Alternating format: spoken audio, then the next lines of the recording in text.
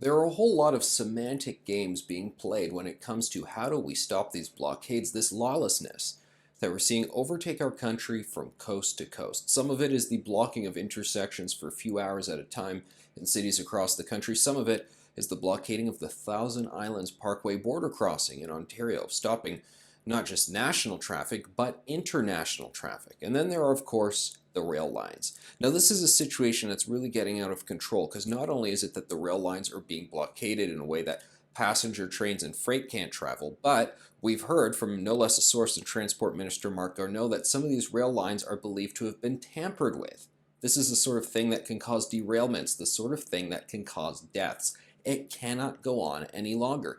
And yet we have this sort of cutesy game being played by politicians and commentators saying, well, who's responsible and how exactly do you remove them and so forth. We've got Justin Trudeau saying, well, this is up to the provinces or other levels of government. We've got provincial governments that are passing the buck as well. I mean, let's be honest here. When it comes to the Ontario blockade there in Belleville, well, the OPP are most responsible, and the OPP, well, they answer to the Solicitor General of Ontario, Sylvia Jones. She's a cabinet minister in Doug Ford's government, so Doug Ford should be saying and doing more, but so far he has been silent on this issue. A whole bunch of people just passing the buck, and that is not a good thing, because this will only escalate. They will feel emboldened to continue, and we will begin to actually take Justin Trudeau at his word that healing sessions and positive dialogue or whatever other platitudes, meaningless platitudes he's throwing out there are actually what's at stake. It is not.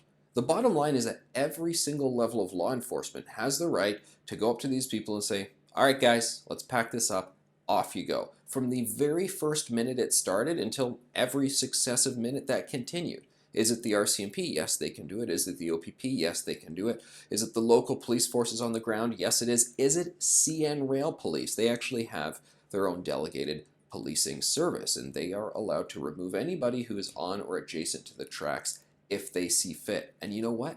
They do it routinely every week.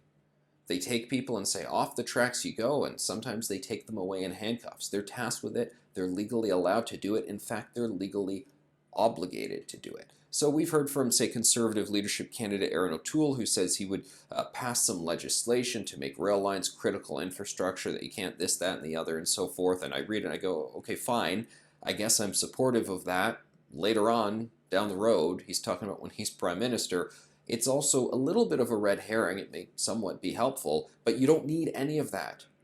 We already have the ability and the law and power to say, take these guys off the tracks ASAP. We're seeing a lack of leadership from politicians all around, all across the board at all levels, and yes, across party lines, because Justin Trudeau's not getting the RCMP to do it, Doug Ford is not getting the OPP to do it. And they hide behind this thing where they say, oh, we're not allowed to direct policing. We can't just call the cops and say, go get this guy and go arrest that guy. Yes, it's true.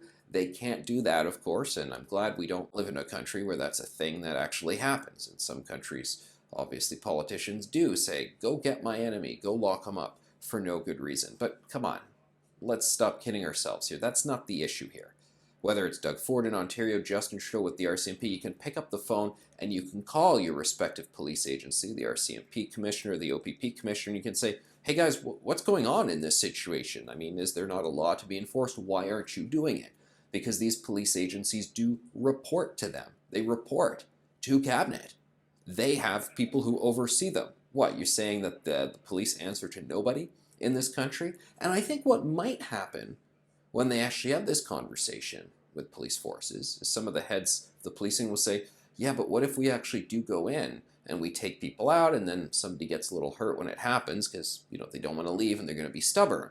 Are you guys going to throw us under the bus? Because we have that all across the country. Police are not supported when they do enforce the law. So it would be incumbent on these politicians to tell law enforcement, we've got your back, and we actually do permit you to enforce the law, and we are not going to make things difficult. We're not going to call a public inquiry into you guys. We're not going to ask for your heads and try and get you fired because you did your job. That's where we're at right now, ladies and gentlemen. A few days ago, Extinction Rebellion activists, they went to BC NDP Premier John Horgan's house, and they knocked on his door, and they said, we're here to perform a citizen's arrest. They did not want him to be able to make his way to the BC legislature for the budget announcement. Hold on a second. Citizen's arrest? No, that's not what that was. That's an attempted kidnapping. Now, 3 people have been arrested and charged, as it should be, but the fact that they are even musing this, no matter how serious they were with this stunt, an attempted kidnapping of a premier, we have gone many steps too far on this. We've let it go way too far. Action is now what's needed.